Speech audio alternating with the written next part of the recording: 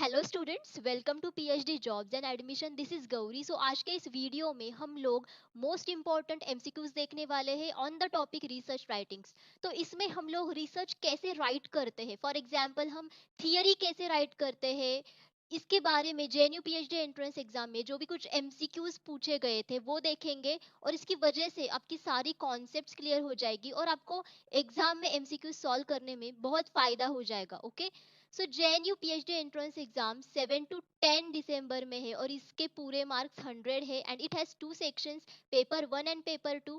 Paper 1 सभी के लिए कॉमन होता है which is for research methodology, जिसके लिए 50 मार्क्स है, and paper 2 carries 50 marks which is for subject.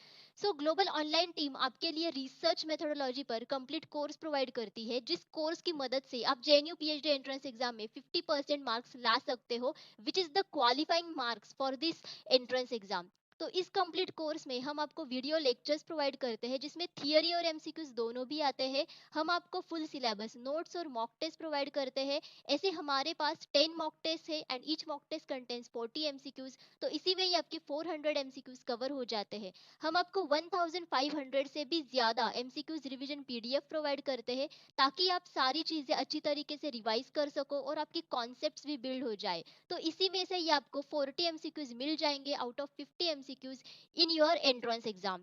और ये सारी चीजें हम आपको हिंदी और इंग्लिश दोनों ही लैंग्वेज में प्रोवाइड करते हैं। तो स्टूडेंट्स, मैं आपको 100% गारंटी देती हूँ कि इस कोर्स की वजह से आप एंट्रेंस एग्जाम तो क्वालिफाई कर ही पाओगे, बट आपको इंटरव्यू सेशन में भी बहुत ज्यादा फायदा मिलेगा। तो अगर आप इस कंप्लीट कोर्स को परचेस करना चाहते हो तो आप ग्लोबल ऑनलाइन ऐप डाउनलोड कीजिए, जिसके लिए मैंने आपको डिस्क्रिप्शन बॉक्स में लिंक प्रोवाइड की है, या फिर आप इनमें से किसी भी नंबर पर जाकर व्हाट्सएप थ्रू कांटेक्ट कर सकते हो। और इस कोर्स की फीस ओनली 699 रुपीज है। तो स्टूडेंट्स, मैं आपको सजेस्ट करूंगी कि आप इस कंप्लीट कोर्स को परचेस कीजिए।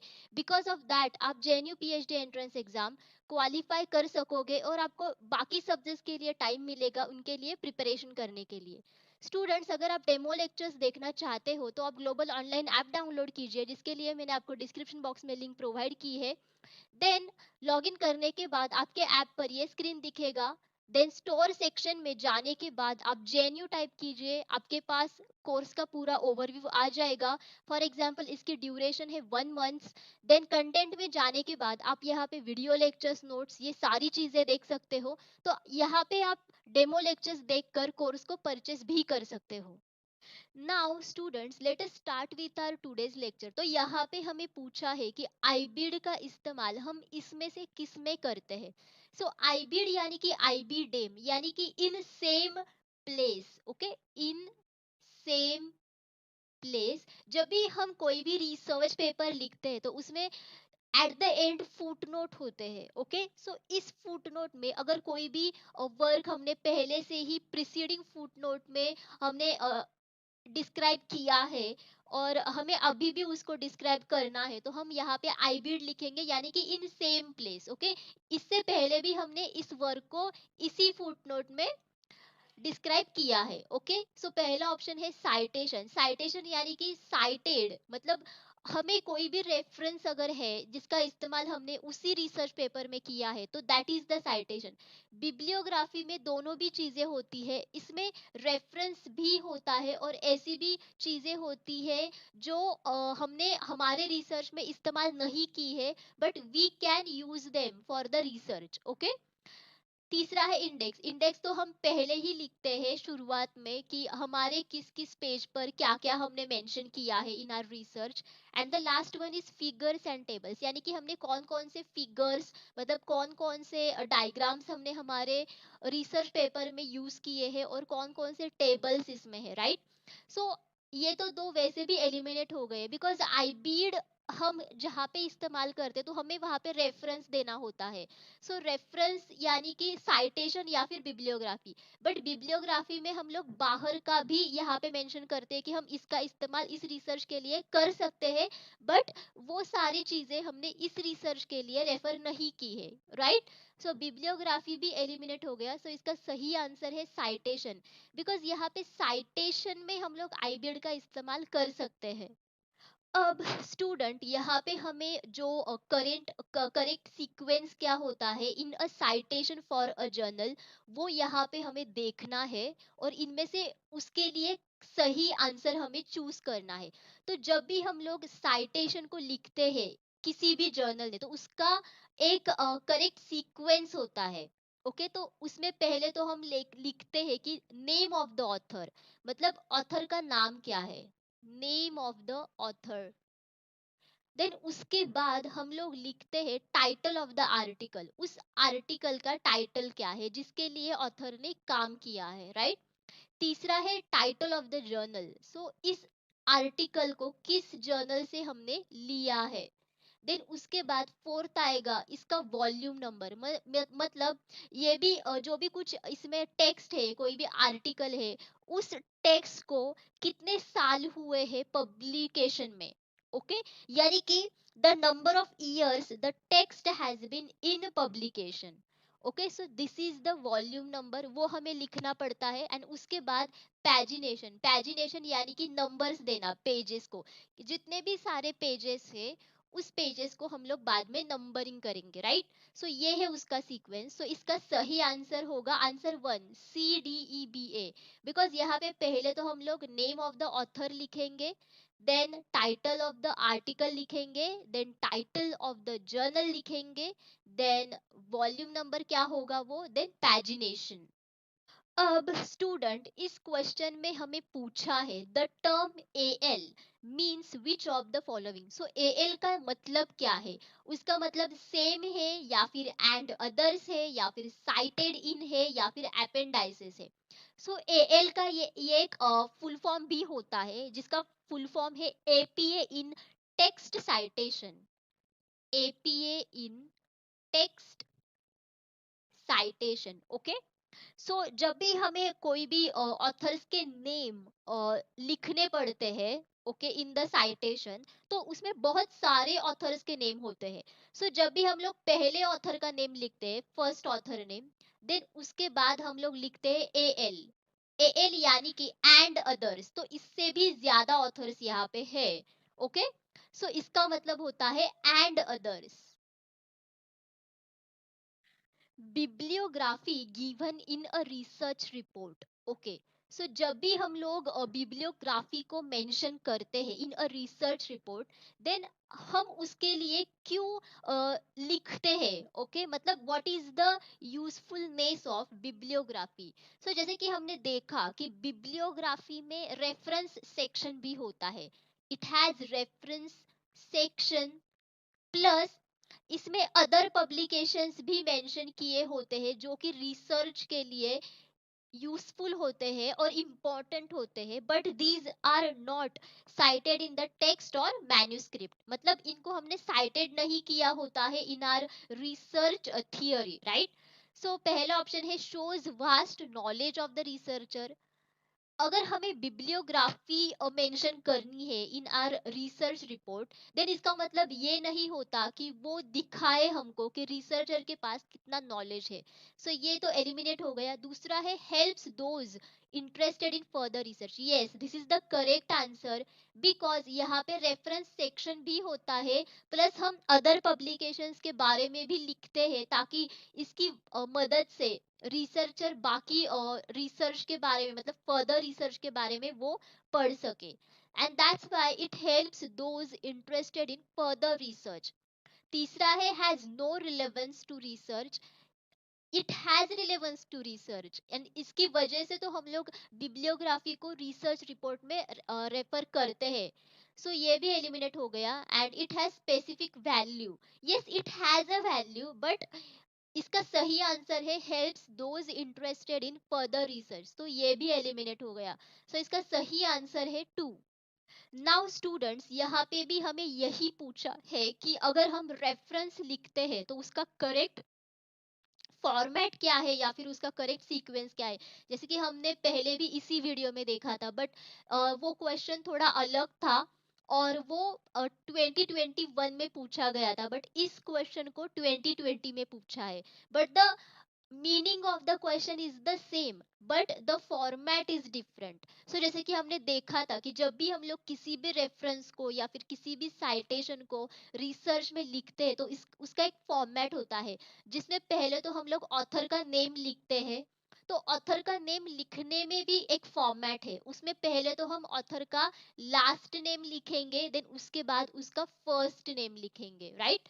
देन उसके बाद हम लोग लिखेंगे टाइटल ऑफ द आर्टिकल और द चैप्टर।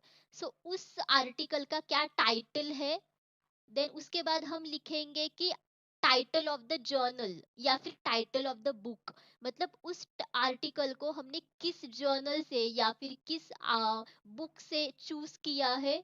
देन पब्लिकेशन लिखेंगे, मतलब वॉल्यूम नंबर क्या है, मतलब कितने साल तक इस टेक्स्ट को पब्लिश किया गया है।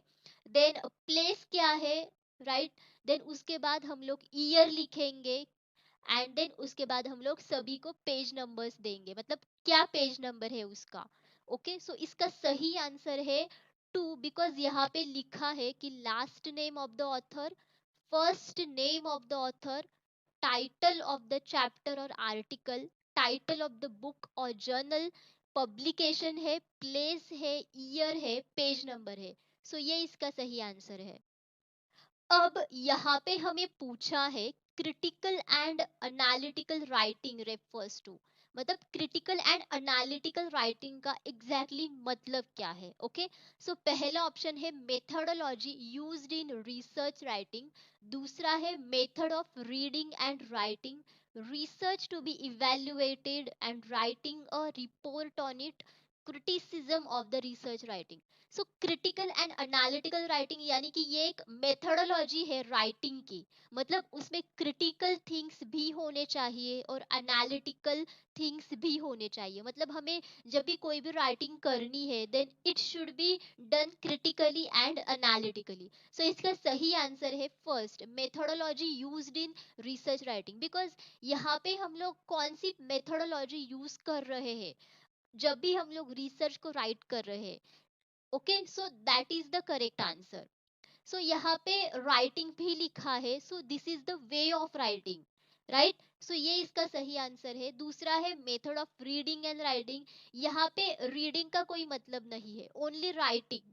सो ये एलिमिनेट हो गया। Research to be evaluated and writing a report on it, no, यहाँ पे रिसर्च टू बी इवेल्युएटेड कोई भी मतलब नहीं है, यहाँ पे only we are concern about writing. So ये भी एलिमिनेट हो गया। And the last one is criticism of the research writing, no ये भी नहीं है, because this is the methodology that we use in the research writing. अब students यहाँ पे भी हमें वही क्वेश्चन पूछा है, arrange the correct order of bibliography. जैसे कि हमने देखा कि हमने रेफरेंस के लिए सीक्वेंस लगाया था, साइटेशन के लिए लगाया था, अभी बिब्लियोग्राफी के लिए पूछ रहे। So these are the different formats of the question, but इसका आंसर तो एक ही है। जैसे कि जब भी हम लोग बिब्लियोग्राफी लिखते हैं तो उसका भी एक फॉर्मेट होता है, and every format is same, मतलब जब भी हम लोग रेफरेंस लिखते हैं या फिर साइटेशन लिखते हैं, बिब्लियोग्राफी लिखते हैं, सभी का फॉर्मेट एक ही होता है। सो यहाँ पे पहले तो आएगा कि ऑथर का लास्ट नेम क्या है, उसका फर्स्ट नेम क्या है, देन उसके बाद आएगा कि टाइटल क्या है आर्टिकल का या फिर जो भी हम लोग यहाँ पे मेंशन कर रहे हैं वो, then title of the journal या फिर टाइटल ऑफ द बुक आएगा, राइट। देन उसके बाद आएगा कि हम लोग कौन से पब्लिकेशन से इसको ले रहे हैं, मतलब what is the publication. Then उसके बाद प्लेस आएगा, देन ईयर आएगा, देन उसके बाद पेज नंबर्स आएंगे, right. So these are the things, मतलब this is the sequence. So इसका सही आंसर है B C A D, because यहाँ पे कुछ कुछ सीक्वेंस के जो स्टेप्स है यहाँ पे मेंशन नहीं किए हैं। तो पहला तो है last name, first name of the author, then दूसरा है टाइटल ऑफ बुक, तीसरा है publication, and the last one is place and year. What is Harvard and Chicago referencing style? So Harvard and Chicago का referencing style क्या होता है? So पहला option है references taken from Harvard University, दूसरा है reference of books published by these universities, तीसरा है style of references used in thesis writing, and the last one is pattern of research used by these universities. सो यहाँ पे इन्होंने style पूछा है, right. So यहाँ पे पहला है references taken from Harvard university. So this is यहाँ पे कहीं पर भी स्टाइल मेंशन नहीं किया है, मतलब अगर हम किसी भी चीज पर कोई भी रेफरेंसिंग कर रहे हैं, सो यहाँ पे कोई भी रेफरेंसिंग स्टाइल नहीं मेंशन किया है, सो दिस इज एलिमिनेटेड।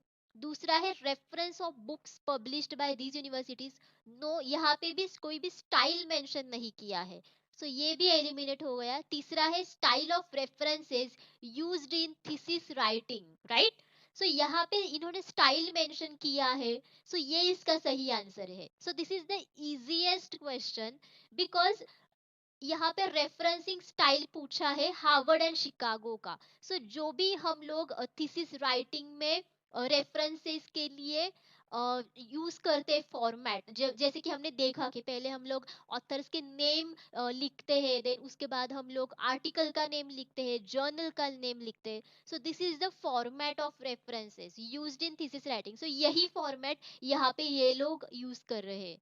सो ये इसका सही आंसर है। And the last one is pattern of research used by these universities, no, ये भी नहीं आएगा, बिकॉज यहाँ पे भी किसी किसी में भी स्टाइल मेंशन नहीं किया है, ओनली थर्ड में मेंशन किया है। सो ये इसका सही आंसर है। अब इनमें से कौन सा बिब्लियोग्राफी को साइट करने का फॉर्मेट है इन द रिसर्च? ओके, सो जैसे कि हमने देखा कि जब भी हम लोग बिब्लियोग्राफी लिखते हैं तो उसका एक पर्टिकुलर फॉर्मेट होता है। ओके, सो इनमें से कौन सा ऐसा फॉर्मेट है? सो यहाँ पे पहला ऑप्शन है पीएए। पीएए का मतलब होता है pattern analysis and application, pattern analysis and application. Okay, so जब भी हम लोग पैटर्न एनालिसिस एंड एप्लीकेशन करते हैं तो यहाँ पे इसका इस्तेमाल हम लोग जब भी एडवांस्ड मेथड्स को यूज करते हैं, फॉर एग्जांपल स्टैटिस्टिकल टेक्निक्स या फिर neural networks, okay, which are either relevant to development of pattern analysis as a research area और डिटेल। ओके, सो बेसिकली इसका इस्तेमाल हम जब करते हैं जब जब हमें यहाँ पे रेफर करना होता है कि हम रिसर्च में कितने एडवांस मेथड्स को इस्तेमाल किया है, यानी कि कितने स्टैटिस्टिकल टेक्निक्स को या फिर न्यूरल नेटवर्क्स को यहाँ पे इस्तेमाल किया है। सो ये तो फॉर्मेट नहीं है बिब्लियोग्राफी को साइट करने का, सो ये एलिमिनेट हो गया। दूसरा है ई जर्नल। ई जर्नल यानी कि इलेक्ट्रॉनिक जर्नल, ये एक पीरियोडिकल पब्लिकेशन है which is published in electronic format usually on the internet, so ये भी एलिमिनेट हो गया। तीसरा है ओपैक। ओपैक यानी कि online public access catalogue, online public access catalogue, right, so ये एक डिजिटल डेटाबेस है of materials such as books, for example e books है, देन टेक्स्ट फाइल्स है, जर्नल्स है, हेल्ड बाय लाइब्रेरी और ग्रुप ऑफ लाइब्रेरीज। सो ये भी eliminate हो गया। And the last one is APA, जैसे कि हमने पहले भी देखा था, एपीए यानी कि American psychological association, American psychological association, और this is used to cite bibliography in psychology education and social sciences research। और हमने फॉर्मेट भी देखा है एपीए स्टाइल का, जहाँ पे हम लोग पहले ऑथर का लास्ट नेम लिखते हैं, देन उसका फर्स्ट नेम लिखते हैं, देन टाइटल ऑफ सोर्स यानी कि टाइटल ऑफ आर्टिकल क्या है, टाइटल ऑफ जर्नल क्या है, देन पब्लिशर क्या है, मतलब लोकेशन ऑफ पब्लिशर क्या है, पब्लिशर रिट्रीव्ड फ्रॉम यूआरएल क्या है, पेज नंबर्स क्या है, ये सारी चीजें इसका फॉर्मेट है जब भी हम लोग बिब्लियोग्राफी को रिसर्च में साइट करते हैं। सो ये इसका सही आंसर है। ये आज के लेक्चर का आखिरी क्वेश्चन है और यहाँ पे पूछा है a predatory journal is the one whose publishers.